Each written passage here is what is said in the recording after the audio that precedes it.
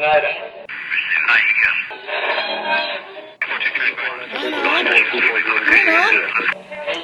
is that you? There, I think I got it.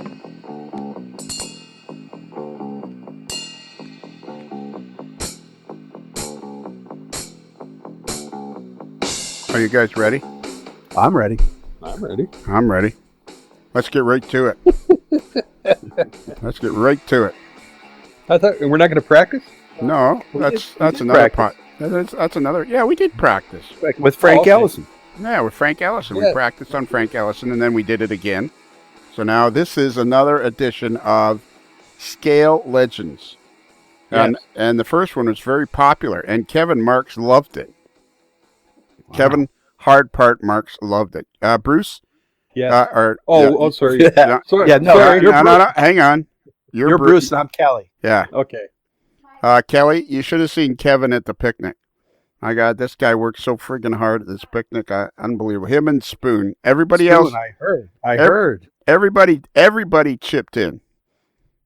Jordan and Boston Joe and the Stark brothers and Nick Carlson and Peter Borchert. Everybody chipped in.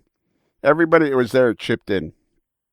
But these two guys, I'm telling you, if it hadn't been for these two guys, we wouldn't have had as great a picnic as we did. Yep. Wow. But That's cool. So then Kevin Marks, he loved Scale Legends. So I think we should do this one. Kevin, this one's going out especially for you. The lonely road. Yeah. A lonely trip to Sioux Falls, South Dakota. Yeah, to the lonely road. When you're out there, Kevin, driving on the way back from Sturgis, or you're on the road, selling those Harley boots. This one goes out to Kevin Marks, a lonely salesman out on the road. So it's I'm Lionel, and this is my cousin Bruce, my brother Bruce, and my other brother Bruce. I'm going to try that again. Yeah. I'm Lionel. This is my brother Bruce, and this is my other brother Bruce. Okay. Hello. Yeah. But from this point forward, it's going to be my brother Bruce and my brother Kelly. Yeah. Yes. So Kelly, of course, is none other than Bruce Kelly, who is the original superfan, the creator of the Kelly Questions, and the president of every model railroad club within 102 miles of Medford, Oregon. And you just had a visit from Dennis Drury. Yes, I had an excellent time. He came down. He actually He came up from Reno or Carson City, outside of Carson City, and I took him through the park, gave him a train ride. Then he operated the engine. Oh, cool. And then took him into the Model Railroad Club, and he operated a train there. And I took him up to Campbell's, get a tour. He didn't get to meet Duncan though, because Duncan wasn't around. You get any free sawdust? He got a free roll of shingles. Wow! Whoa! Swell prize. Yeah. I was going to give him a kit, but he's got like 3 or 4 of them at home. He hasn't put together yet. That wouldn't stop me. Oh no. But I took him there, and it would have been interesting to have him meet Duncan because they're both electrical engineers. Which would have been fun. Yeah, it would have been fun. But he wasn't there. But then after we finished there, we went to micro trains, and he got a extra tour. One of the guys in the machine shop actually, the machinist, it showed us how they take apart the molds to do the injection molding, and it was pretty cool. Yeah, that would be cool. Was Smokin' Joe D'Amato there? Yes, he was. And Dennis was in awe when he was in the room with him. Was he? Well, Smokin' Joe is a legend in his own right. I'll tell you. But I was there with my the newer the blue AML T-shirt, the one that's similar to the Kansas City show. Yeah, right. He did. Yeah. And it just so happened Joe forgot that Dennis was coming, and he was wearing one of the gray AML shirts. Oh, cool! Yeah, and you know what? I should see if Joe's got. You know what? I should make sure Joe has a copy of every single T-shirt we've ever produced. I should do that. I'll address it to you, and then you'll open it up, and they'll go, "Oh, it's not for me." Yeah. So did Dennis come up just to see you, or what? Well, he had relatives that used to live in the area, and they've since moved down to the Reno area. I believe. That's the way his story told me. But his wife comes up once or twice a year to go to the Shakespeare plays. Right. So that was what they were doing this time. And then the last time I had communication with him, I was up at Crater Lake with my wife on our annual pilgrimage, and he posted that he was in Klamath Falls because he models the Klamath Falls, the Southern Pacific in Klamath Falls. Right. And he said, "Oh, I'm in Klamath Falls." I said, "Oh, that's cool." And he said he's going up there on Monday, the next day. So he went up on the next day, and it snowed. Really? And this is like the middle of July, I think it was. Yikes. Which was kind of weird. But he's on his way up to just, I think, below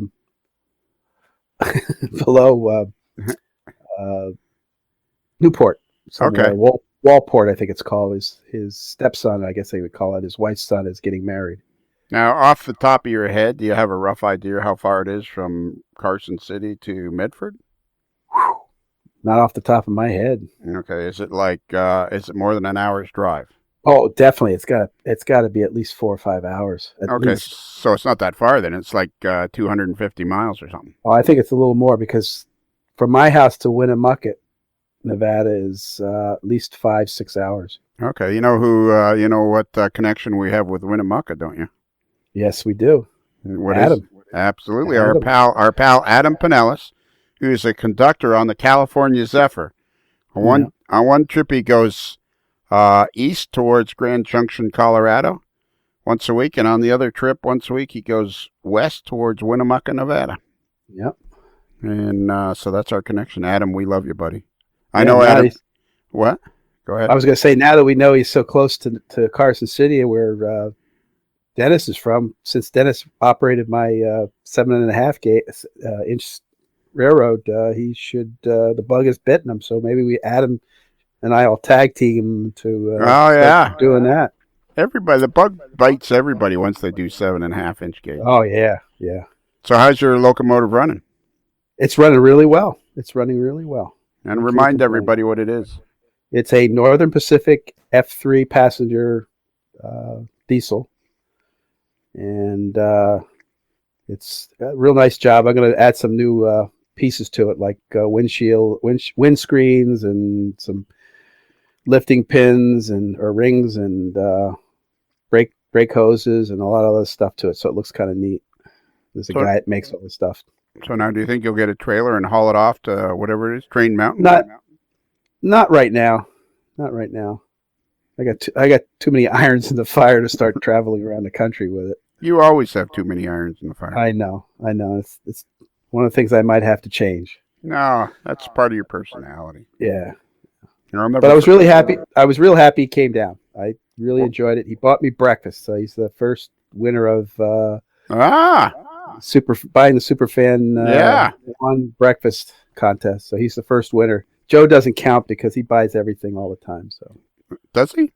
Yeah, well, he buys me lunch periodically, or I should say most of the time. Joe is a prince. Yes, he is. A prince among men. We're talking about Smoking Joe. Smoking Joe D'Amato. From Microtrains. He is what is the classification? I mean, you're one of the employees there that works for him. What's his title there? I would say he's like the creative director or engineer or whatever. He's the one that comes up with the ideas and does the research and tells me what to do. Smoking Joe D'Amato may be the most creative person I've personally ever known. He's amazing. Yeah. He's amazing. He used to work for Disney, so there's a lot of Disney characters that he models around his office.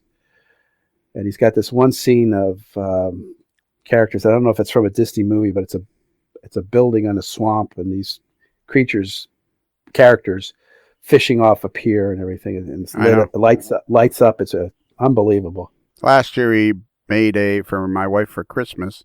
He made Dumbo. Yep. Sitting in a thing having a bath, and she loved it. Yep. And I said to him, "How much do you think you're going to charge me?" And he gave me a price, and I said, "Yeah, that plus about another 50% would be about right." Yeah. It was like, you can't charge me that little. Come on. Yeah, he does amazing work, and unbelievable. I truly believe that if he ever leaves Microtrains, they're going to be in big trouble. It's just he's a creative force that comes up with some real neat ideas. Yeah, you don't know something that we don't, do you? No. Okay. He's going to be there. Well, I'm just saying he's so instrumental in that company that he, if he wasn't there, they would have problems because they wouldn't have that creative energy that he has. Yeah, I know. And plus, he could fill in his Santa Claus any day of the week. That's true. He's a very giving person. Yeah, and also if he put on a beard and a red suit, he'd look like Santa Claus. with a big mustache, and all that stuff. Okay, so the other night we were interviewing Stephen Atwell, who owns Midwest Model Railroad, and it was me and Bruce and Ron Marsh of Ron's Trains and Things. I think by the time you hear this, he's hit 20,000 subscribers. That's cool. Very cool. Very, very cool. There's another giving person too. Ron Marsh, absolutely. Yeah. Another great guy. That work he did he went down where'd he go? I can't remember. Oh yeah, they go see. Yeah, well he's a pastor at his local El Dorado Springs, Missouri. But I forget where he went. He went somewhere to help people, which I thought was. Yeah, he does that all the time. Ron is an extremely giving guy. He's a great man. Didn't he go down to Houston to help after the hurricane? He went there to Houston. He went to South Carolina, I think. Yeah. He goes all over the place. So I think that's pretty cool. It is very cool. And so anyways, we were talking to him. We were talking to Steve Atwell because him and his dad opened an actual brick and mortar store in Kansas City. And even Fox News actually even did a story about him, the TV station. Right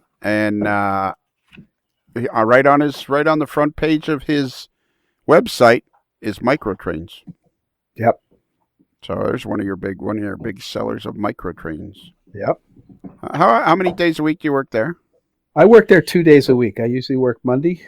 I get there at 6 in the morning and I leave at 2:30 in the afternoon, and then Fridays. And then you work how many days a week do you work at Campbell's? I work Tuesday, Wednesday, and Thursday, and I usually put about 4 hours in there. All right. Are you making supper again, Bruce? Which Bruce? You're Kelly. That's right. No, I think somebody's making something. I don't care. I mean, but if you're in the kitchen, Bruce, you might as well just fess up and tell me. It's not him. It's probably his wife. Yeah. And the dog. How many feet? Never mind. Doesn't matter. It does. How many feet? Because you're not right now, Bruce. You're in the next studio over where we do our cooking show. How many feet are you from the stove? Now he's not. 15 maybe. 15 feet. You're on mute. 15 maybe. You're on mute. I hope you're wearing your shirt. Well, for a bit, but then I'm not. Yeah. Well, I don't care about that. That's just. There you go. Yeah. That's just background noise. Carry on. Yeah. Oh, do you guys still have your cameras on? Yeah. Yeah. Yeah. I don't. And the room's still unlocked, but finer deal. I don't. The studio is still unlocked. Yeah. I don't have my camera on. Okay. We've been on for 14 minutes, and now you tell me. Can you imagine what the technology for this stuff is going to be like in 10 years? Oh, yeah. You guys will be able to run it all, and I'll just be sitting here. Yeah. Okay. So we can remember what to do. Yeah. Hey, I'm going to be like Joe. I'm going to be like Broadway Joe Namath. I saw him being interviewed on Howard Stern. The guy's like 73 and is sharp as a tack and looks good. That's where I'm headed, buddy. The next, I'm going to be doing some. Now that I've gotten through this part of the cancer, if I continue to do this well, in the next 10 years, I'm going to be doing some serious damage somewhere. I'm telling you that right now. Like, be prepared. Don't let any story. I don't want you to raise your eyebrows on any single story you hear in the next 10 years about me. I have absolutely no reason not to be making trouble. Nah, that's true. That's why we can't take buses to the NMRA. Yeah. Oh, don't worry. In St. Louis, we'll have a bus. Oh, yeah. Oh, we'll have a bus. Yeah. Okay. So we're going to do Scale Legends. This is another edition of Scale Legends because we got a lot of second edition of Scale Legends. It's the second edition of Scale Legends, which I actually think if we did it as a singular show, the last time I put it with Walker Embry, if we did it as a singular show, you could put it right on the NMRA website, and we could support the NMRA by giving them Scale Legends. So tonight, this is completely Bruce's baby. He's the producer. He's the director. He's everything about this. And tonight we're doing John Allen. Yes. Yes, we are. Is he like the most famous model railroader of all time? I would say, given the publicity when he hit the model railroad scene in the mid-40s and all the work he did up until he died in early 73, that, he's probably one of the most famous ones out there just because how much coverage he got in the press and what he did, publishing, participating in clinics and things like that. So for the youngins out there who don't know, you can just Google John Allen. There's tons of stuff, but we're going to tell you a little bit about him and about his famous layout. And there'll be links put up when this gets out so that you can click on some of the links and see some fabulous pictures and things like that. So when was he born? John was born in 1913, July 1913. So he was born how many years after Frank Ellison? Like 25? Frank Ellison was like something 80, like that, 87, or 1887. So he'd be about 25 years after Frank, give or take. Yeah. So he was just past the turn of the century. That's your son doing something, isn't it? Oh, that's a dog chewing on his bone. That's the official AML dog. Yes. Okay. Boy, I can hardly wait. On the This is going to be a classic. Yes. Yeah, exactly. Well, and who let him on the elevator all the way up to the 48th floor? Yeah, I don't know. Yeah. See, when I put in sliding doors, you guys wanted sliding doors on some of the offices on the 48th floor, and I said okay, but we got to put up, we need the doggy gate or something like that. Yeah, we need gate barriers because I knew you guys would be like doing all kinds of things. You'd be playing dodgeball and something, and one of you guys would throw yourself out the window. And okay, so he's dodgeball. Hey, there sounds like fun. Yeah, if you can dodge, if you can dodge a wrench, you can dodge a ball. There you go. Patches O'Houlihan. All right, so he's born in 1913. When do we think his first article was published? I can tell you exactly when his first article was published. That would be in Model Railroader in the July 1946 issue. Yeah. Okay, and you know what the story was? Do you have a? It was all about how to photograph models. Oh, really? Because let's just kind of back up and give him a brief bio to get him up to where he started. Did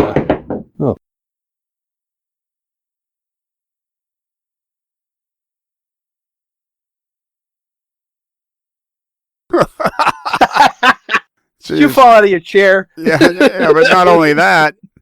Every time the goal horn sounds, what happens, Kelly? A minor leaguer gets his wings. Exactly. Where did that one go, Bruce? Top shelf for the peanut butter. And the minor leaguers being sent to Seattle. Yeah, exactly. We're not he's getting on the bus now. Yeah.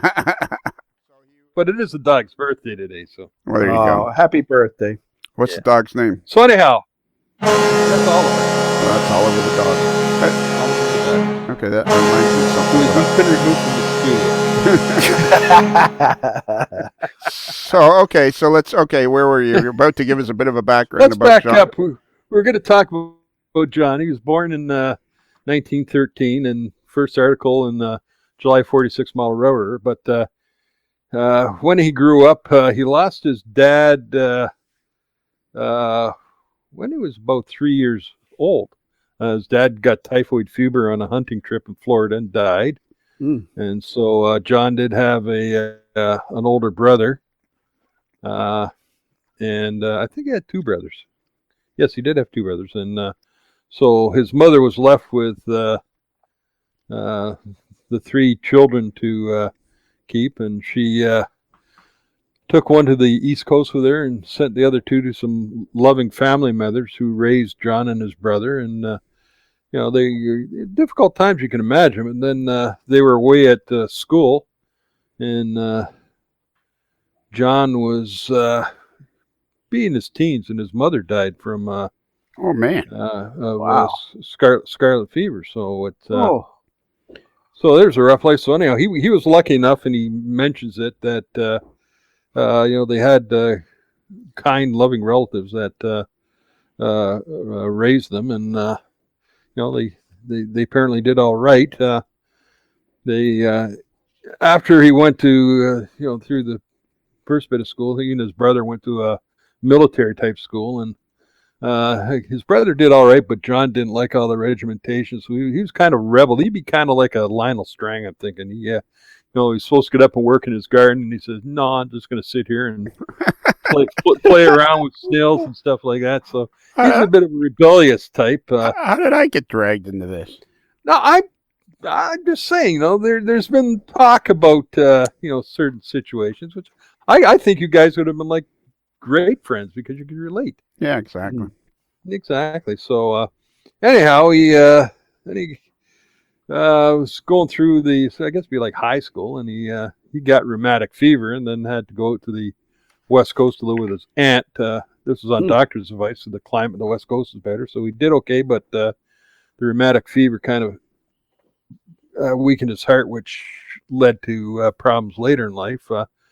So he got through high school, then he went to UCLA. He started doing a business degree at UCLA, but then after a couple of years, he went into photography. So he started economics, went to photography, and enjoyed that art school. And then he was all set up, and this was now getting into be near the start of the Second World War. Right. But anyhow, he set up with another student. They set up a photography shop in L.A. and it was about this time, 1935. John and his brother each got a bit of inheritance from their grandparents. And wasn't his didn't his brother invest that somehow? Did really well investing it? In 1935, they each got about $1,900, which was about what a middle class family would make in a year. So for 35, that's a big chunk of change. So John and his brother invested it, and then he didn't really have to worry much about finances after a while, thanks to his brother, and he didn't go and buy flashy stuff. He was a very modest man, and reports that when he died, his investments were over $500,000. So yeah, and where did he right. where did he live? He lived because I was there, and I was. What part of he lived in a famous part of California on the coast. He lived in Monterey. Monterey. Yes. Yeah. Now he moved up to Monterey during the war because he had an aunt lived up in the area, and he knew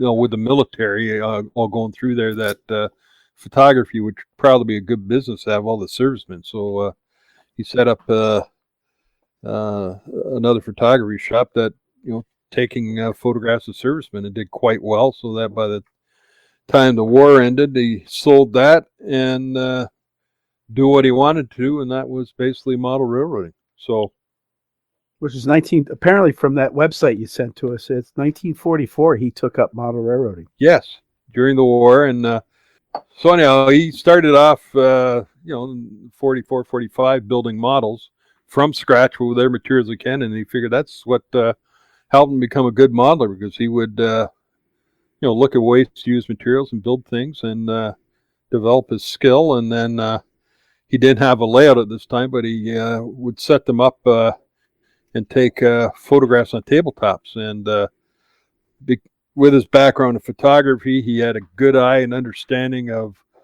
what lighting composition would do and how to frame scenes and things like that. And that led to his first article in July 46 Model Railroader, which is it's a fascinating article. Like his pictures were, unbelievable. The way he sets it up, and he's got the lighting. Like, the first look at him, you're thinking, that can't be right. And he's got some examples where he showed, various steps in lighting a scene, and when he gets to the final part, you go, it all makes sense. So, well, the first, so he built a number of structures and cars and stuff. Time out. Okay. Time out. Take a breath. Yeah, you're taking too long of a shift. Yeah. Well, he's got the important information right now. Exactly. He does have all the important information, but the problem is with a guy like John Allen, you only have to read like 1 or 2 pages and you've got like a million questions. So it's kind of interesting when you think about it. All these guys, Frank Ellison and John Allen, it wasn't like it was later on in the 50s and 60s where people were introduced to it at such a young age. Both these guys. But again, remember, both these guys are sort of at the, Frank Ellison especially, and John to a somewhat degree, they're sort of like the infancy of the model railroad, because before World War II, you had Frank Ellison. During World War II, you didn't have a lot, and then after World War II, that's when it took off. Mm-hmm. Yeah. No, my point was he was 31 before he really got into the hobby. Yep. And these guys, these guys are true pioneers for the hobby. I think that's why this Scale Legends is going to be cool, is because it's going to be interesting to see as all these people go along. That's one of the things you're going to see is, they got, they were born in 1920 or they were born in 1930, and they're going to be more exposed to it at an earlier age. Yeah. Mm. I was born in 1954, which I believe was 103 years ago. And seems that way at times, doesn't it? Yeah. And, I was exposed to it when I was like 4 or 5 when I came down the stairs and there were trains so I was exposed to it like 1960.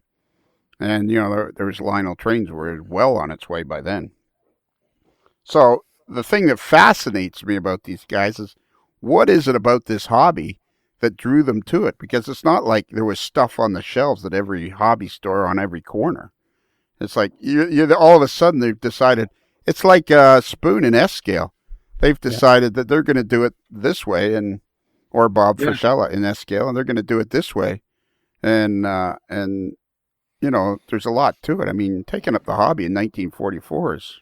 Yeah, he does mention he had an uncle lived up near Oakland who had a model railroad, so he got a little bit of exposure in the early 40s, just before the war. So it was around, it was interested him, and I guess he, thankfully he said, I kind of like this, and that's what he did. He went out and studied the prototype to get an idea how things look, so he can understand why things looked, what things looked like, so he could improve his modeling, that kind of stuff.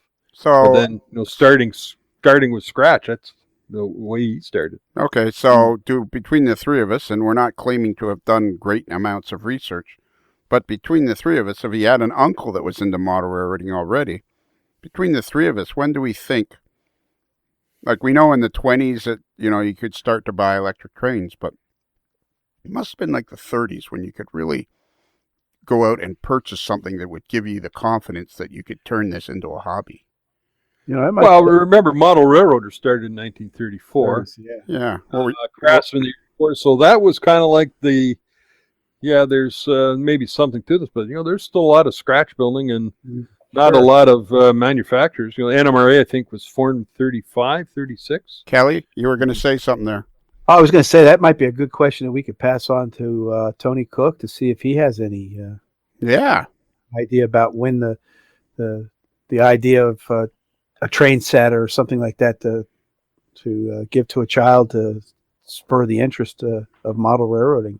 Yeah, because there's got to be, it would be kind of cool if you could, and I mean, we'll never figure that out in a million years, but it'd be kind of cool if you could kind of pinpoint, what product was it or what company was it that finally made something that was more prevalent on the shelves of the department stores.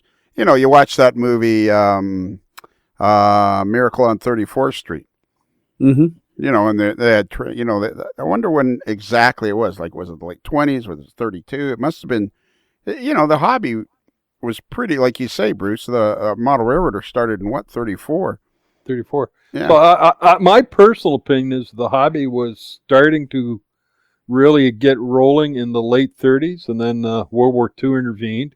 Certainly, in 39 for the Europeans, and then 41 for the Americans. And at that point, any manufacturer who had been working on model railroad stuff would have been seconded and switched over to war production. So, from 41 to the end of the war, there was basically nothing or very little produced model railroading wise. So, there's a period of, 6 years there that certainly stunted the growth. And then all of a sudden, at the end, model railroad was still publishing during the war. It's some interesting reads from those era issues and Craftsman. And, now we got these servicemen coming home. Things are getting better. And all of a sudden, now the manufacturers are back into model railroad production. And, that's when...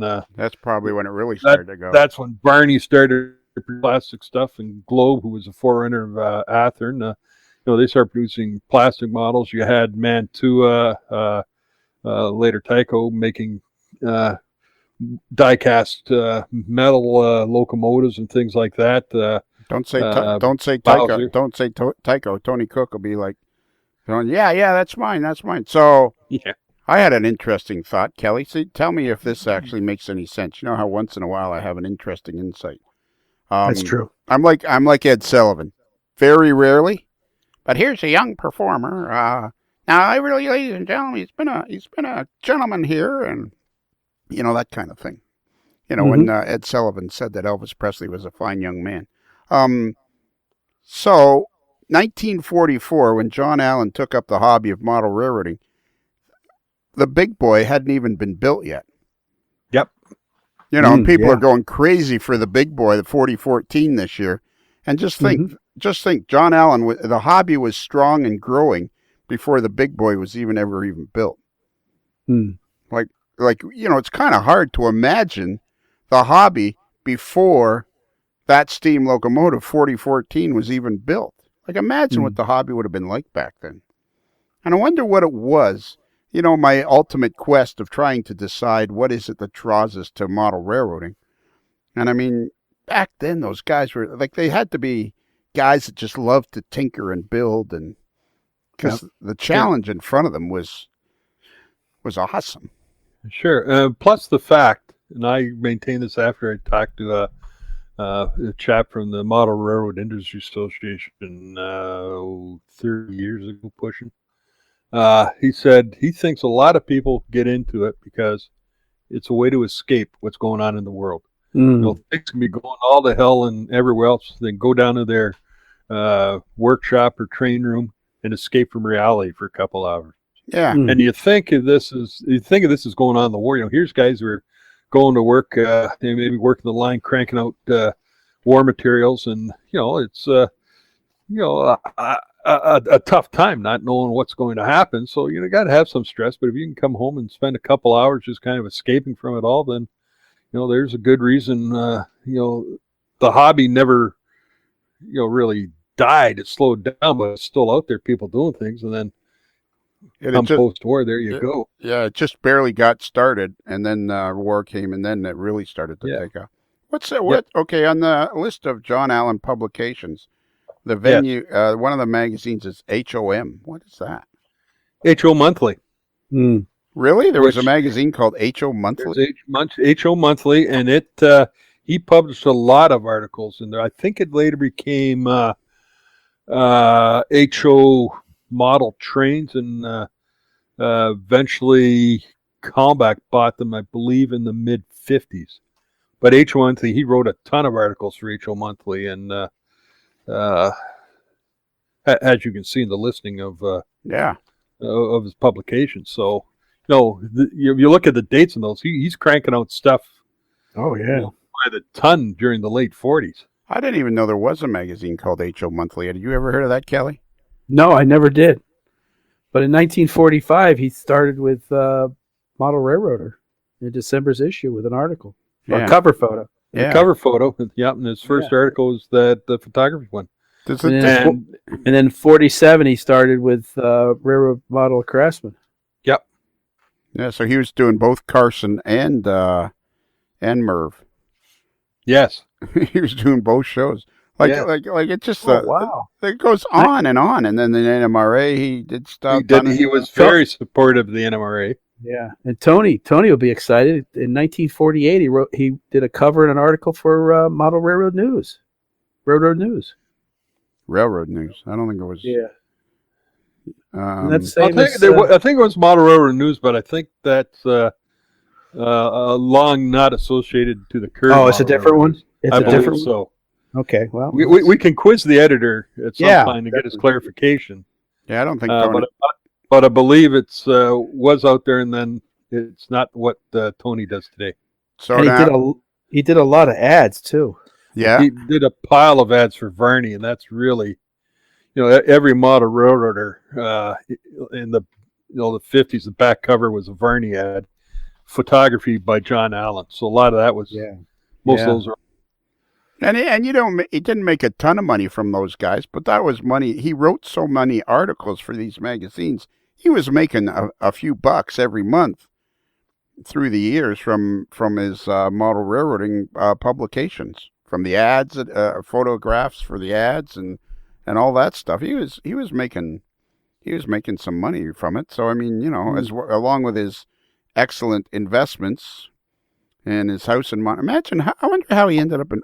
He ended up in Monterey because in the war, that's where he opened the photography. He opened a photography shop in an apartment there. That's where he started, and then after the war, he was still there, and then he eventually moved in the house late 40s to his second house. Actually, I wandered around. I wandered around Monterey for a couple of hours, just driving around the back roads, just kind of getting a feel for it, thinking, okay, this is where the Gorre and Daphetid was. Because what issue was it in the '60s? Was it January '67 or '69? The big one? Yeah, the color one, the color center. Oh, yeah, 69. That was the anniversary issue in MR, but the one that Lionel's thinking of, and the one I'm thinking of, is he had like the centerfold in the October '67 MR. Yeah, of the old time train on the high bridge. Yeah, I can remember that's the first issue of Model Rotor I bought. I go, wow, this is pretty cool. So yeah, it says, okay. But he'd been doing a lot by then, because he was cranking out articles all through the the '50s about. He basically built 3 layouts. His first one was the one he built in his apartment, and later moved into a smaller house, and it was about 3.5 feet by 7.5 feet, something like that. It wasn't a big thing, but that's the one that he honed his skills on, and he planned everything. So when he was planning that, he went through several track plans, but he also built scale models of what the layout would be, so he could figure out how things were going to be built, and that. So he was doing this in 44, 45, and then he was an amazing planner. He would plan everything to the final degree, which came into play later on his final layout. But yeah, the first layout was 3'7" by 6'8". Not much, but it was a. Yeah, go ahead. I was just going to say, and of course, he built the world famous time saver layout. Yep. That was later in life. Yeah, so the first layout, the first Gorre and Daphetid, was actually included in the second and the third layout. So it was built. It was built and incorporated into the second layout, which he expanded in his house on Irving Street in Monterey, which was like 12 feet wide and 70 feet long. So it's a strange kind of house. Well, it was built I'm pretty sure it was built on the side of a hill. That was his third house, or second house. Oh, okay. Yeah. Because I think everything in Monterey is built on the side of a hill. Well, they had the house on Irving was where he, eventually completed the first one and started building the second one, which he all documented in Model Railroader, of course, and other publications. So let's get to the book that you sent me, John Allen's Gorre and Daphetid, because there's a couple of beautiful books about the Gorre. There's a number of publications out there, but let's just kind of recap his layouts, and then we can go on. Well, okay, we can recap them if you'll stop and take a breath, so me and Kelly can ask you questions as we're going along. All right. According to the book, which will tell is Model Railroading John Allen by Lynn Westcott. That's like the Bible on the Gorre and Daphetid. Yeah. And anybody interested in the G&D has this one or multiple copies of it. So now, stage 1. Started in 44 building tabletop stuff, and that's where he learned how to set up the photograph. Stage 2, 46 and 47, the original small Gorre and Daphetid. Late 47, he set up and started to fill a bigger space, including the original layout, and then started expanding in his house. And then from 49 to 53, this was the period of what would be called the second Gorre and Daphetid, which he basically got completed to the point where we could carry out operations, which he wanted to do in a prototype manner, and he'd have guys in to do it. And interestingly enough, he made reference to using Frank Ellison's excellent card system for freight car forwarding. So here's a guy who learned from our first skill legend, Mr. Ellison, on operating. So I find that kind of. And then in 1953, that's where he bought the house up on the side of the hill and built his final one, which he worked on until he died in 73. So what we would tend to recognize and as the Gorre and Daphetid, the beautiful final layout, was less than 20 years old. I was going to say, it was only 20 years old, which isn't that long for a big layout. And it became so famous in such a short period of time. Yes. And the beauty of it was that when John built this thing, again, he planned everything well in advance. He would put wires in for something he wouldn't need for 16 years later. Because he relates a story where they were working on something. His friend Jim Finley, who's another well-known model railroader, said, "We're going to need wires for lighting this." He says, "Yeah, we put those in 16 years ago when before we poured the concrete on the floor." Wow! So this is the type of planning this guy did. It's unbelievable. I'd love. Because I have a question. You're gonna have to take another breath. Jim Finley. Can we do him on Scale Legends someday? Oh yeah. Because everything I've ever written for Model Railroader or any place or this podcast, everything that I've ever done, one of the inspirations for it was Jim Finley and Letters from Jim. Yes, Letters from Jim. That was a great series of stuff in MR in the late 60s, early 70s. Yeah. So so let's get to the big layout, the one that everybody knows. So he started that in 53. 53, and he picked the house so that it was on a slope running away so that he could have a basement, but the basement wasn't fully excavated, so he had to excavate a bunch of it to increase head height for working and things like that. But part of it he kind of contoured with an idea to what portion of the layout was there. So when it came down to it, he poured a concrete floor. He put concrete over the other stuff, which eventually became the base of the scenery for the layout years on. So he figured all this out in advance. And because he was a photographer, he planned all the lighting so that any of the pictures you see of his that he's taken is all under natural room lighting. He did not have any artificial lighting in when he took his pictures. He had it all, the lighting all figured out and planned so that it looked good and photographed well, just without any additional lights. Wow! And he would let people take pictures, but he didn't. If you look at pictures people took of their own versus what John did, they're nice, but John had it all figured out being a professional photographer. And he was a stickler for kind of details. He realized early on that Flex Track wasn't going to cut it for him, so he hand laid all the track with nickel silver rail, which he first started bringing in from the UK because couldn't get it in the US. And so basically he hand laid everything. He had over 100 different bridges on the final layout. So what did he bring in from the UK? Nickel silver rail, because you couldn't get it in the US. Really? But the UK was using it, so he started bringing it in from UK until they could source it in the US. Wow. So that's kind of cool to know. How'd you find that? Now, where'd you find that little tidbit of information? That would be in what's called the Bible, Model Railroading with John Allen. Okay, where is that? Is that the one I'm looking at on the Doug Ford 56 thing? Yes and no. Okay. The first edition was published by Kalmbach. In fact, Lynn Allen worked on it. Lynn Westcott worked on it, but he died while he was writing the book, and Bob Hayden finished it off for him. Right. And then Bob Hayden later acquired rights to it somehow and expanded it with a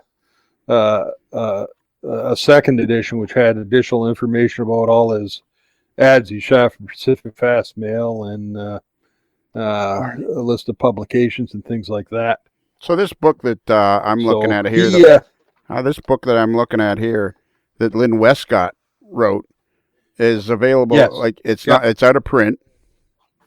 Is that correct? It's out of print.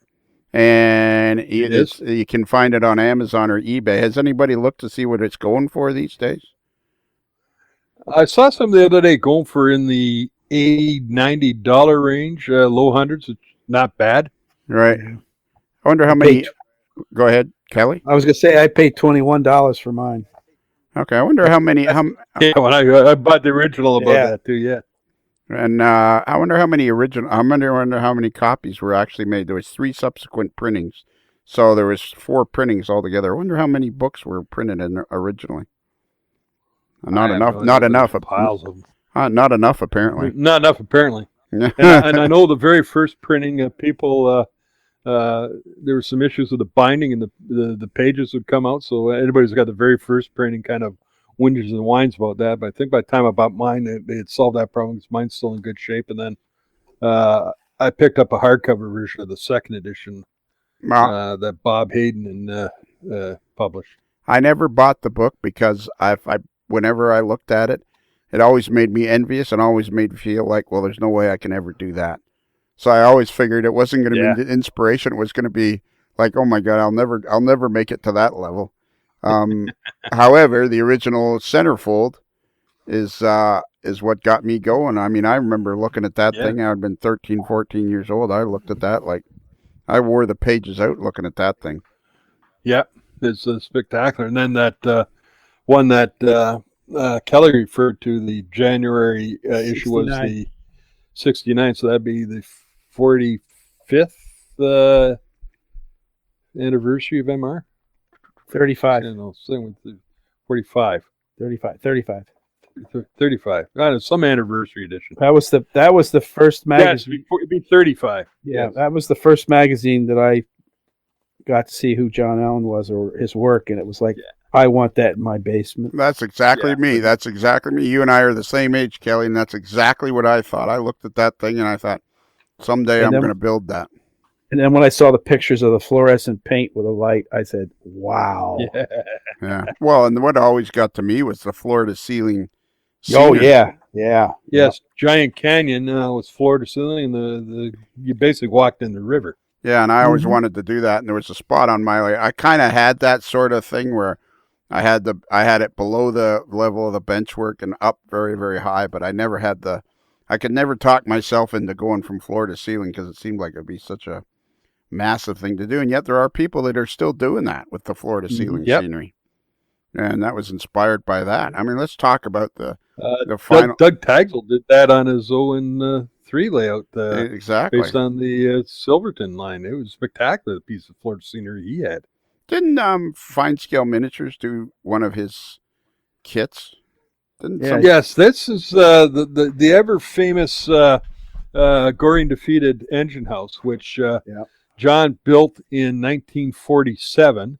And back in the day, the NMRA didn't really have a model contest, but Model Railroader used to run a contest. So I'm not sure if we sent the model in or sent pictures in, but anyhow, he won first place in the contest with his engine house, which really broke barriers because he built it to look like the real thing. It wasn't pristine, just painted up, look too new. He had shingles curled up and missing, and weathering on it, pigeons on the roof with pigeon poo and things like that. And it was really breaking the barriers of taking structures and making them look real. So he won the 1948 Model Railroad contest, and then in September, November, December issues of Model Craftsman, the precursor to Railroad Model Craftsman, he had the 3-part article on how he built that thing, and it was built out of Bristol board and strip wood and bits and pieces, and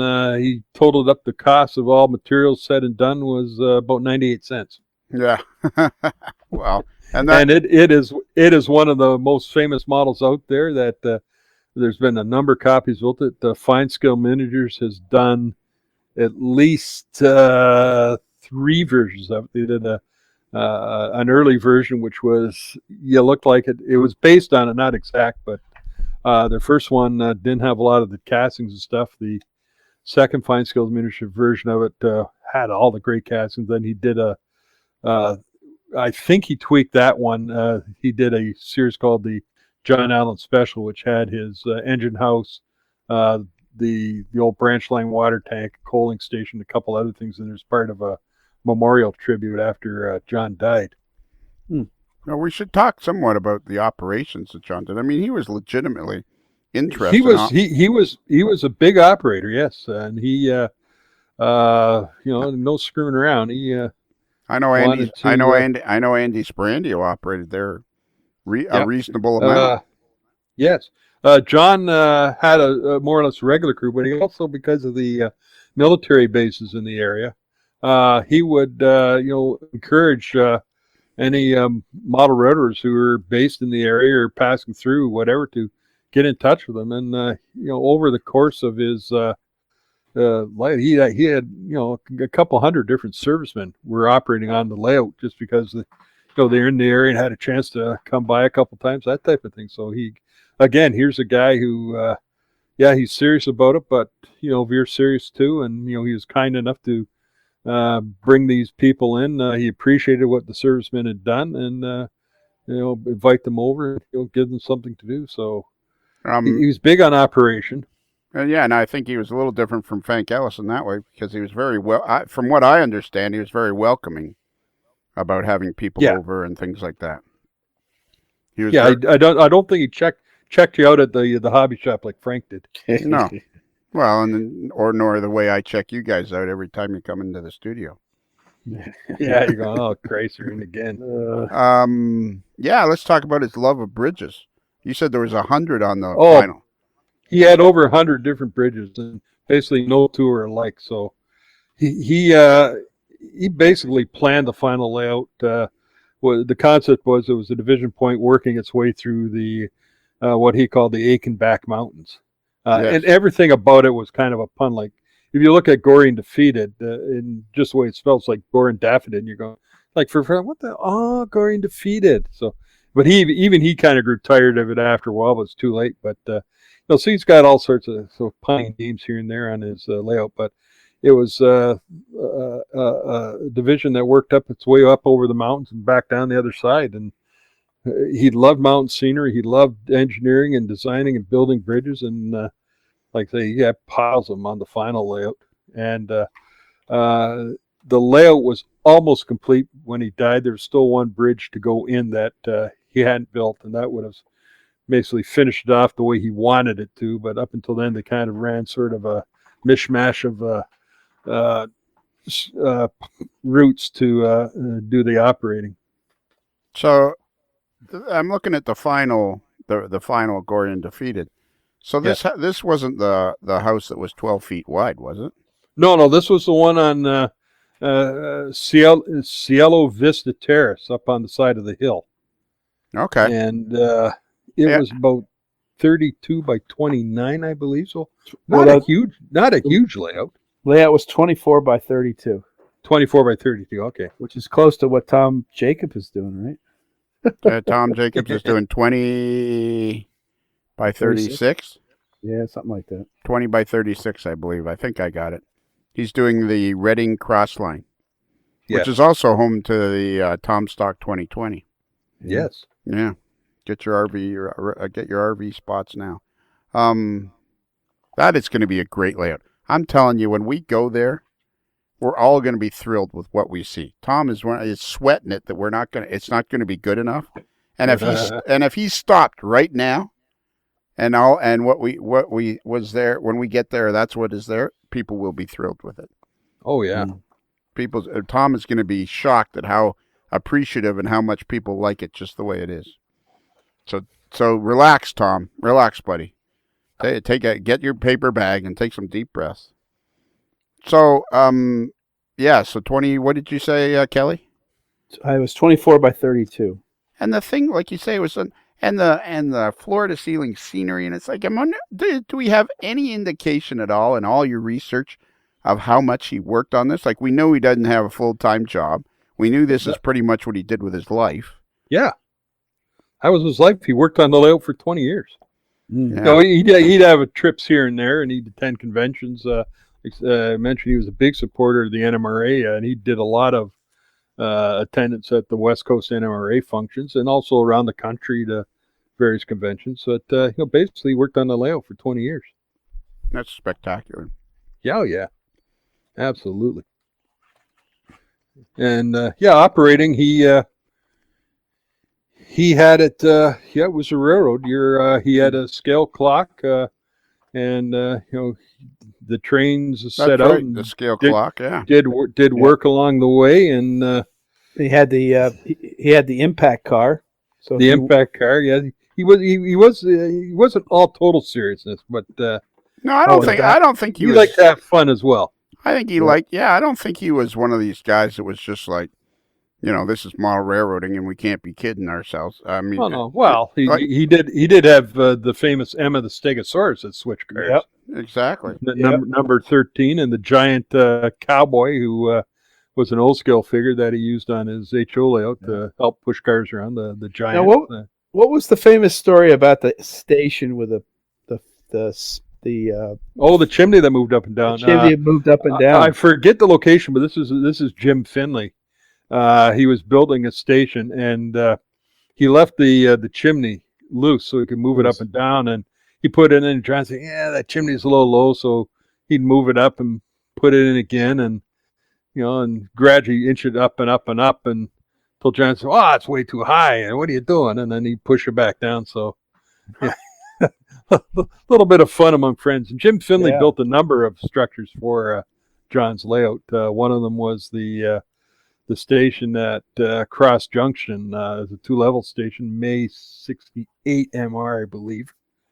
That's the guy I want to meet is Jim Finley. If I was going back in time, that's my number one guy I'd want to meet. So he built that, but he built a number of the layouts. And John also he had I forget, like 30 mirrors on the layout to expand spaces and things like that. And also he had the world famous Expand-A-Lot, which is the world's largest underground parking lot, which is maybe a box 2 or 3 inches square with mirrors on all sides and cars painted different colors on each side. So when you looked in, you just saw the reflections of cars going in the back forever. Yeah.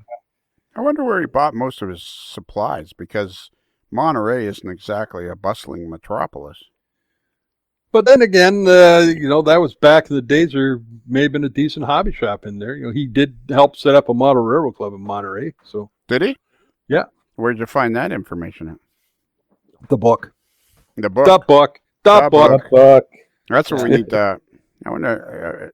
One of us, Kelly, should go on eBay right now and see how much the book is selling. I'll do that right now. Yeah, do that while we're talking. I'll go to Bookfinder. There you go, Bookfinder. Not Bookfinders. No. Bookfinders doesn't even exist anymore. Oh, they got rid of it? Apparently somebody checked it out and said, what is he talking about? Oh, the backdrops.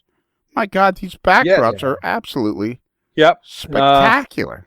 Again, he was an artist. He could get all that stuff and get the illusion across that here it is. The scenery goes up to the backdrop and you're right there on the railroad. So I wonder when HO became in vogue.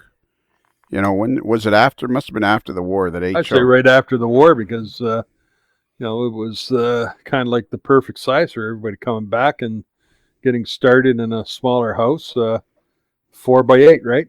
No, the perfect size was S scale, but it never made it. Yeah, that wasn't really there until the 60s. Yeah, that it missed the cut. Yep. Man, and I haven't even, as we've been talking, I've only got a little ways through this book. The what do you call it? The Doug 56. His website. Yeah, like what is Doug56.net? Just a website I stumbled across. And is it somebody that has made a website about the Gorre and Daphetid? Yeah, he actually lives up. I think it's Saskatoon. Oh, really? Yeah. So now he's gone through and documented the thing, and then when you get through that website, you'll start finding reference to a program called Train Player, which is a program that you can take a track plan, overlay track on it, and run trains. So through Train Player, you can operate the original Gorre and Daphetid. You can operate on the second Gorre and Daphetid, or operate on the third Gorre and Daphetid. Really? So he's got a lot of information on that, and that's Train Player. We'll put a link up to that. It's a fun little program. So, lots of neat stuff that Jim Dill has done with Train Player. This hobby is going to absolutely explode because there's so many things that people don't know about that are going to have more and more access to. I've never even heard of Train Player. And now it's been around for a while. I just opened it up, and I mean it's got March 19th made some. So I mean it's going now. Oh yeah. And you can All right.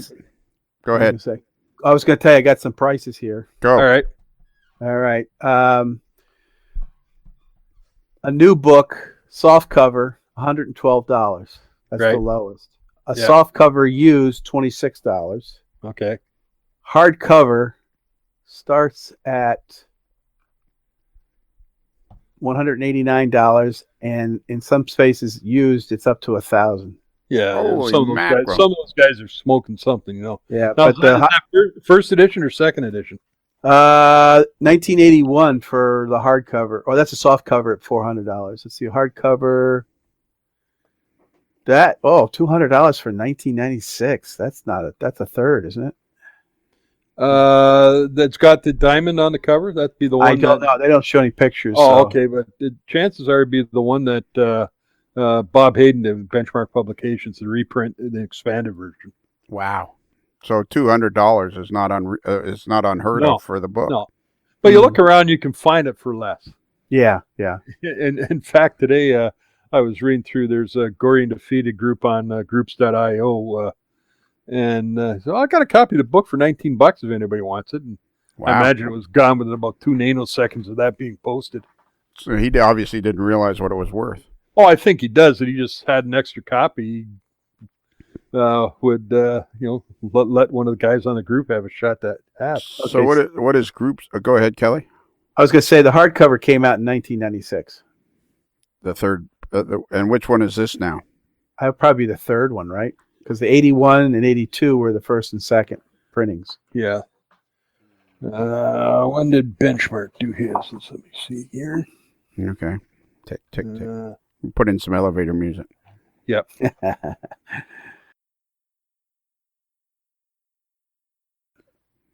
First printing was 81, second printing 82, third printing 89, fourth printing 96. The first benchmark expanded edition was 2011, and the second benchmark printing was 2012. Okay, so there's none of these books on this site are anything higher than 1996. Okay, so they're all the original Comback books. Yeah. And what is Benchmark? Benchmark is Bob Hayden's publishing company. Bob Hayden, who used to be editor, So somehow he got the Guess right. who was in it? Yeah. He finished the book for Lynn Westcott because Lynn Westcott started writing the book after John died. Right. And John died early 72, I think, or 73. 73. But anyhow, Jim Finley was actually visiting at the time. He had a heart attack and passed away. That was his, partly related to his health issues from the rheumatic fever he had. Right. And later in life, he used to, talk to his friends. Well, yeah, I'm not sure if I'm going to get it done or how much longer I have, that type of thing. So I think he realized time was marching on for him, and he tried to get done what he could, but he talked about getting tired easy of that thing. But anyhow, he died, and then I think it was the next Tuesday was his regular operating group night. So the guys came over to run the layout one last time, and John used to keep the place quite cool because he didn't like the heat. So, the word is that after the session, there was a furnace that was mounted in the ceiling of the layout room to warm the house, and one of the guys set it just to help keep it dry and stuff because they didn't know when they'd be back and that type of thing. And apparently it was not properly vented, or there's some issue, and later that night it caught fire and basically destroyed a good portion of the house, and it burned out the floors, and the layout was destroyed. And then the fella that owned Central Valley Bridges or something, Central Valley Models. Yeah, Central Valley Models. He bought it. I'm not sure but there's a guy named Keith Beard. Yeah, I think he was the father of the guy that owns Central Valley Models, or he owns Central Valley Models. The son or something. He's not that old, but anyhow, he eventually did buy the house, and one of these links that we'll post, there are links to pictures he took while they were basically cleaning all the junk out of the house. So post fire pictures of the layout, and it's, you can recognize what the parts were, but realize, holy cow, what a disaster it was. But there was a number of things survived. Lynn Westcott found a bunch of John's slides and some notes and stuff, which he took to, he'd already talked with John about writing the book, and so he took some of this material to work on writing the book, and unfortunately he passed away working on the book, and then Bob Hayden finished it off. So that's how Bob got involved, and somehow he must have made an offer to Comback to acquire the rights to print it again with an expanded edition, talking about all the photography John did for Pacific Fastmail, which was the early importer of brass models. So we did a lot of photographing for their catalogs. The thing of it was the modeling was spectacular. Like it was ahead of its time almost. Yeah. Yeah, and he in January 54, 55, somewhere in there, January, he did a couple articles on weathering freight cars and locos. And this is kind of groundbreaking stuff because nobody did that. They painted it up and nice shiny logo. But he talked about, he used a mix of black, white, and a little bit of rust, and to give an overall warm gray look to the locos. And he put on things where you'd have washout plugs leaking, things like that. So he painted his locos and weathered his cars to look like they were actual products out in the real world, earning a living. So again, breaking the boundaries. I wonder, as it were, how much of an influence. Like Kelly and I both talk about how we wore out the pages of the issue with Centerfold, and like I wonder how much he pushed the hobby forward, singularly pushed the hobby forward with all his photography and his modeling. You look at that list of articles, and you can tell how much he published. Yeah, definitely. He did a lot of work for MR, a lot of work for RMC, a lot of stuff in the bulletin. So he was constantly doing stuff. And then there's a little bit of a tale in there. Lynn Westcott notes that some people took offense to it. That he wrote an article, or Craftsman, somebody ran an article, and then Lynn Westcott be getting letters as editor at MR. You're running too much Gorre to feed. Blah blah blah. So some people didn't like it. Others, they just couldn't get enough of the stuff. And both Model Railroader and MR did Craftsman did a tribute to him after he died, and Craftsman ran I think it's 5 or 6 part series on remembering the Gorre Daphetid that Jim Finley authored, but went through the various stages and the various layouts, and a lot of the pictures, all the pictures in the book that Lynn did were all from John's original slides.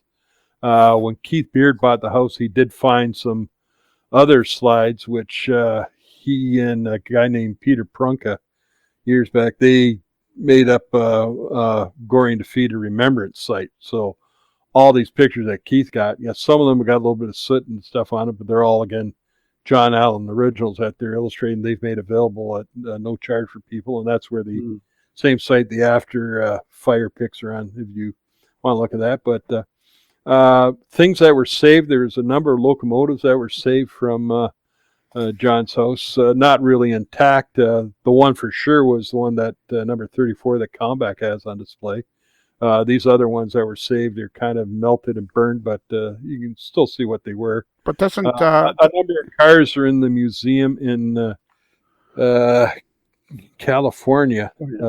Forget what museum it is, but State Museum, the California. No, it's I forget what it is, but they've got the like a museum, like a regular museum, like a regular museum, but they've got a bunch of John Allen stuff in it. Some of the cars and structures that survived. Again, some of them are a little burned and singed, but they're still there. And the original time saver they had, and that is now going to the new NMRA museum. That's going in where's the Colorado or? No, the NMRA museum is at the California State Railroad Museum. Yes, so the original time saver will be on display there with some of other artifacts and photographs of the Gorre Daphetid. And is there not? Do we not know of? There's rumors of that there Kalmbach under Cody Grivno's desk. There's a box of stuff. Yeah, that rumor apparently is going around for years. Some people think that although Lynn had all this stuff that he he's being accused of stealing from John's family, but when you read the book, John said no, his brother gave him a bunch of this stuff, and the family didn't really want it. So some say yes, there was some stuff, but mostly it was stuff that Lynn had, notes of his own and things like that. There weren't a lot of John Allen things in there that like Al Capone's vaults. I don't think there's the big secret box of magical Gorre Daphetid stuff, but the theory persists. This could almost be a two-parter because we're coming to the end of it. But another thing that he did was force perspective. Yes, in the background, deep in the background, he had buildings that were a smaller scale, which back then N scale didn't even exist. That's right. Yeah, he did one of the last projects he did was the 7.5 or 7 1/4. I don't know what size. Gorre live steamers. Oh, underneath the viaduct there. Yes. Yeah. And the other thing we talked about is use of mirrors. He had one town called Aiken up on the layout, but he had a mirror situation. So if you looked in the mirror, you saw Aiken reflected, and he called that Nika. So he had the mirror. So here's the town, but over here is Aiken and Nika. So he did a lot of fun stuff like that. He had the subway that never arrived. He had a subway station modeled, and you could hear all the subway like standing down the platform in Toronto. You can hear the train coming and coming and coming, but it never shows up. Well, and it was there's the story goes that Lynn Westcott, he had already told Lynn Westcott about coming out for a visit in '73 to drive the last spike. The last spike, he was getting very close to putting that last bridge in. Yeah, man, crazy how the thing was. He passed away, and 10 days later it was gone. Yeah. And it had such a major impact on the hobby. Oh, it does. Oh, yeah. And you looked at there's these. We'll have links up to a couple websites where you can link to lots of stuff. There's an fairly active Facebook page of guys who are recreating their own versions of it. Other guys sharing information. No, we lost him. Bruce. And, Kelly. the groups.io, which is like Yahoo Groups. That Yahoo Groups is dead. So what is that? Kind of took over. So what is that IO group you just said? IO forum. Groups like basically Yahoo Groups. They kind of Yahoo stopped supporting them, and they just became a nightmare. So this fellow who used to work for Yahoo Groups set up his own outfit called Groups.io, and many groups have migrated over from Yahoo to Groups.io. So what would somebody type into their Google search to get to the John Allen group? If you go to Groups.io and then type into the search on Groups.io, Gorre and Daphetid.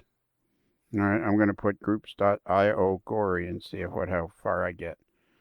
And the old Google. I'm working the Google on the internet machine. So I found a price for the benchmark book. Yeah. $79.50. There was only one left. Nothing advertised, but somebody just bought it. Yeah, that'd be a heck of a good price. Yeah. If you put in Groups.io and just Gorre, Gorre, yep, you'll end up at the Gorre and Daphetid discussion group. Yes, you will. And and then why didn't you just say that? Well, because now people can understand how to get there. Yeah. Oh, okay. And there's 1,210 members. Yep. And there's started on it started 01. So that must have been when Yahoo started it, or this is that's when this is originally a Yahoo group, and it's migrated over because of all the problems with Yahoo. Message history in January there was 308. 207, 297. There's only 54 in April. Looks like it's starting. But in July there was 363. Yeah. That must have been when they were arguing about the box under Cody's. Could have been. So Kelly, we've already had 2 today in August, so that's okay. Yeah, Kelly, I want in the last couple minutes, I want you and I to try to describe to each other what it was like looking at that centerfold. Do we think it was January 69 or October? Mine was 69.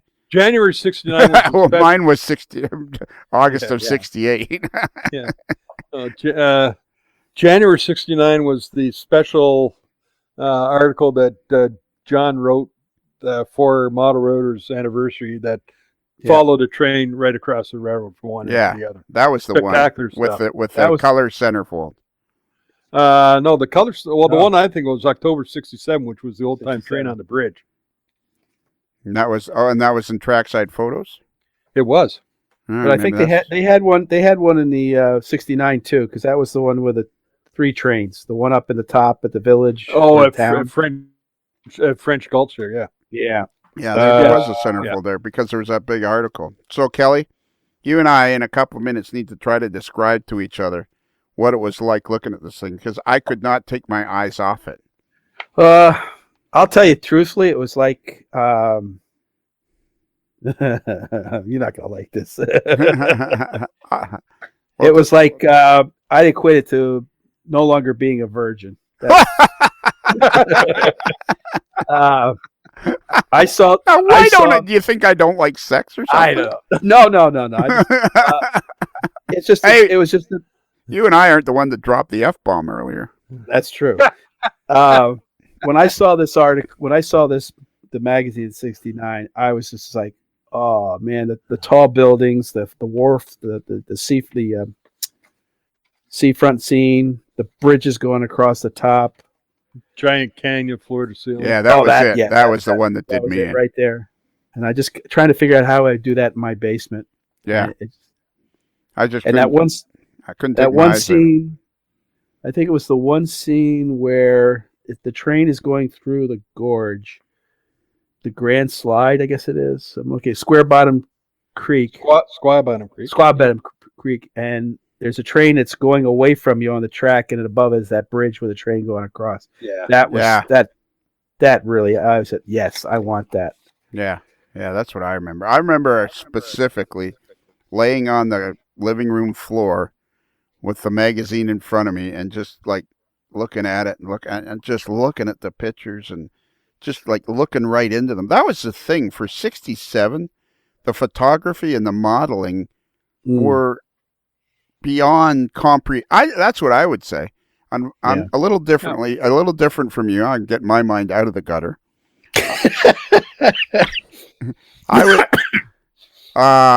I would say for me, it was beyond comprehension. Yeah. But then remember, John was a photographer, so he knew how to get you there. And there's another story. Time out. This is the difference between you and me, Bruce. I get it. I get there was facts and figures and things and definites and non-definites. But for me and Kelly, we're more artistic. So we were looking into it from an artistic stance. We didn't care about whether he was a photographer or not. It was just there. It's like being at Woodstock. It's the same feeling you'll get at Tomstock, man. It'll be like around 2 o'clock on the Saturday, and you'll just all of a sudden your brain go, whoa, man, this is like awesome. This was, you know what this was like? This is the benchmark of layouts. Yeah, at the time it was like the next thing. Every layout after this, yes, seeing it in the magazine, was either it came close to the top or it might have gone a little over. You know, like George Celius is a good example. Yeah, you know, or you saw bits and pieces of somebody's layout that did hit the benchmark, but the rest of the layout brought it back down again. But it was like everything after that was based on John Allen. You know, even you can see it in George Celios's work. It's based on John Allen. Everything after that was based on John Allen. It was like the line in the sand. Yeah. It was like this way before, and now it's this way after. It'd be interesting to do some sort of research to find out the great layouts, you know, the ones that sort of get right up there, and see where some of these people that built these layouts, what their backgrounds were. Because, like, you know, here's John who went to an art school for photography. You got George who was a set designer, if I remember right. Right, and Frank Ellison did show. Ellison. You look to see how many of these people had some sort of an art background. Which reminds me, I want to interview Michael Gross because he's been a big fan of model railroading his entire life and is not ashamed to say it. And there's so many people, you know, there's so many people out there to interview. It's spectacular. Okay, Bruce, you can be the engineer now. Okay, I was going to tell one more story. John in photography, photography is a tool for modeling as well. There's a story covered in the book. Cliff Grant, who was known as Grant Line Products, developer of that, he had built a model of, think of a Heisler, and thought it was pretty good. And John took a photo of it and gave him a print and said, "You go over this with a magnifying glass.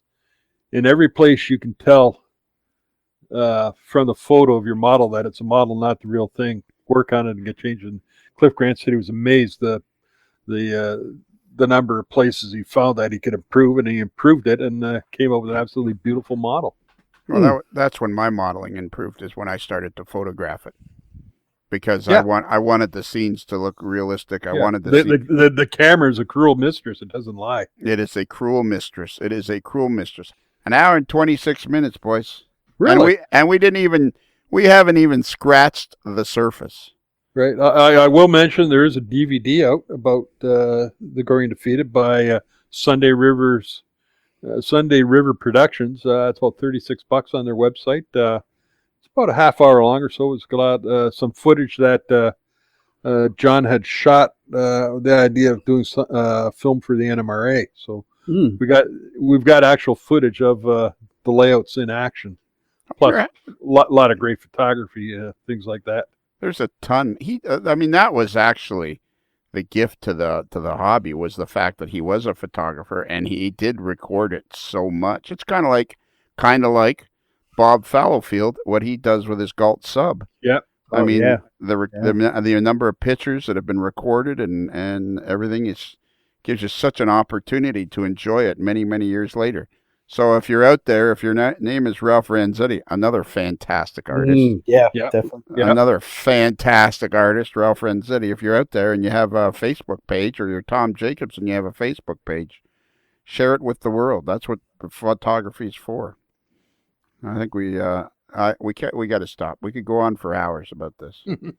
Is there any one thing you wanted to get in there, Bruce, that we didn't get to?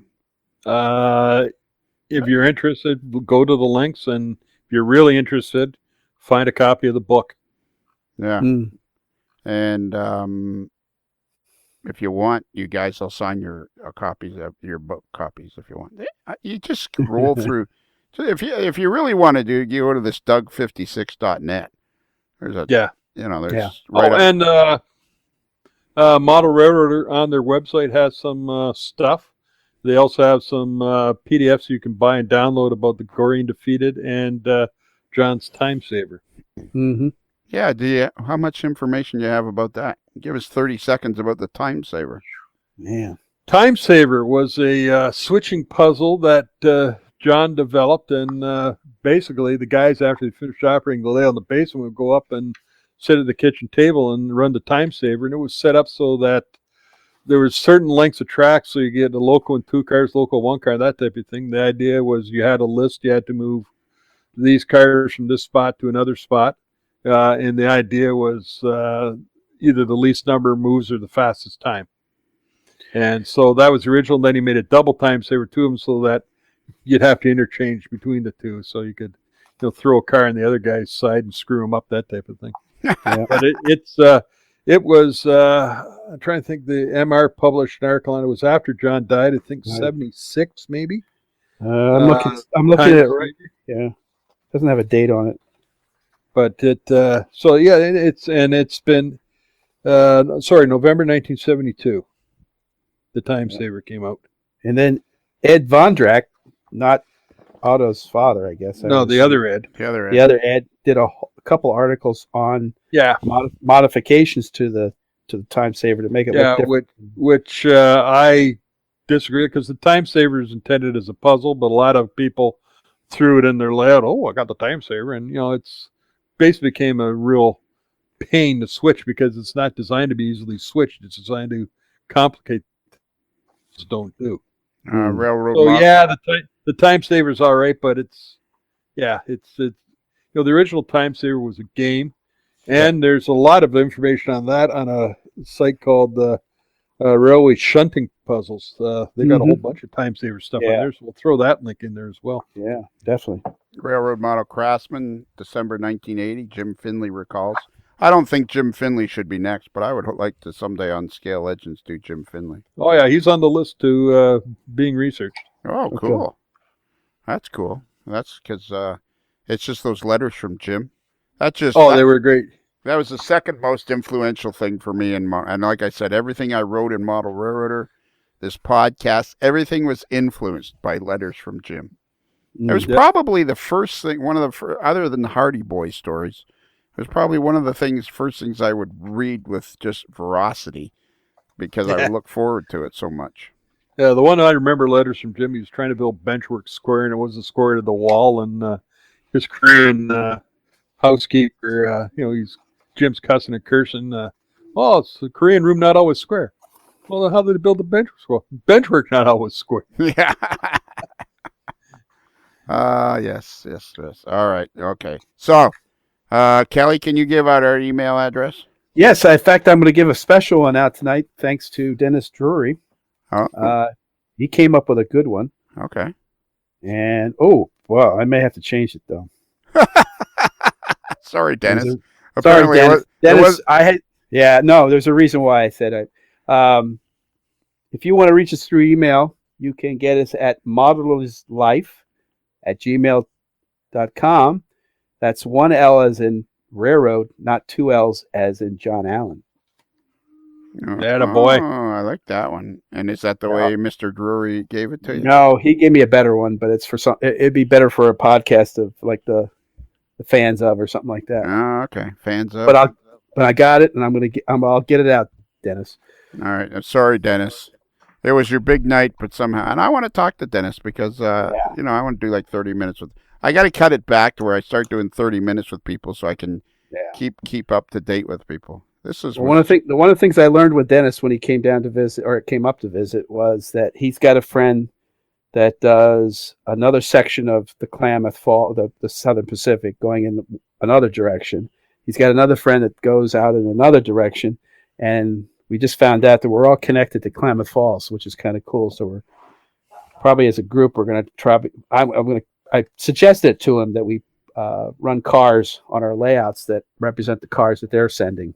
Oh, that's kind of a cool idea. Yeah. Well, and there have been guys. Yeah, they've done that before. Yeah. Well, I know there have been guys, and probably are right now, where they would box up cars after an operating session. They'd box up a dozen cars or so, and they'd send them off to the next guy, and they'd work their way around the next layout, and then they'd work their way around the next layout. It's fascinating. Yeah, Bruce Carpenter used to do that. Yeah. He still does. Bruce Carpenter. Yes, Bruce Carpenter. Is that the fellow we know in Ohio? He lived down in Wapakoneta, hometown of Neil Armstrong. Cool. And Neil Armstrong was? Now, there's one name. One small step for man, one giant leap for mankind. And for the Canadian boot that he was wearing. Yeah, yes. The Canadian boot that he was wearing. Yes, the boot was made in Canada, supposedly. The boot. It's all a boot. The boot. The boot. And we, Kelly, Bruce, would you like to handle the end, or Kelly, would you like to handle the end? Are you gonna mention our website? Yeah, really. I'm getting there. Okay. I'm getting there, but I was before I got there, I was gonna kind of ease right into that. Okay. That's the way it's written here on the script, and I try to always follow. Right. Okay. I see. I try to always follow the script. All right. Which one of you guys? I'll let Bruce do it. Okay. So we have a website, amodeler'slife.com. If you go there, you're going to find all kinds of fascinating stuff. And Ron Marsh tells me that I don't advertise our Patreon page enough. He says I don't mention it enough. So, okay, Ron Marsh, from now on, this is the Ron Marsh commercial. Check out our Patreon page, because if you go there and spend $5 a month, you're going to get twice as many podcasts. Yep. Twice as many. So Good ones, too, yeah. Oh, excellent ones. Yeah, exactly. And the big draw is, if you remember long enough, you can eventually work your way up to an autographed copy of the Legs picture. And if you do $10 a month, you'll get a T-shirt every 10 months, and you'll never have to do laundry again. Yep. Yes. So remember, A Modeler's Life podcast is considered marginally adequate by 6 out of 10 model railroaders are absolutely amazed by seeing the Gorre and Daphetid for the first time at a young age.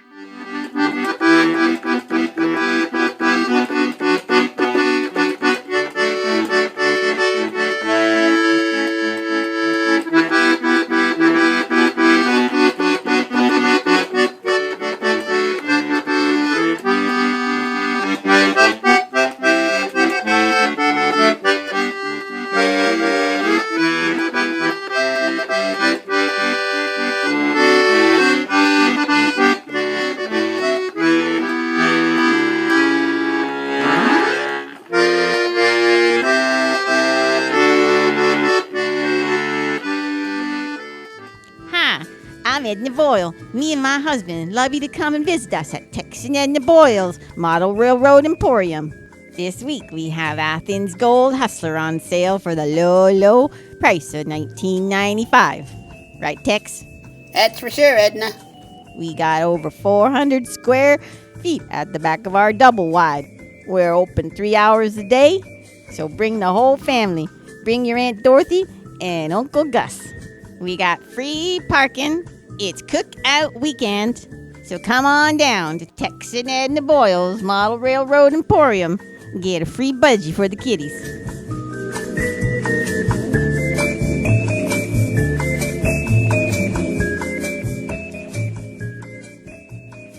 It's another Lincoln Homer.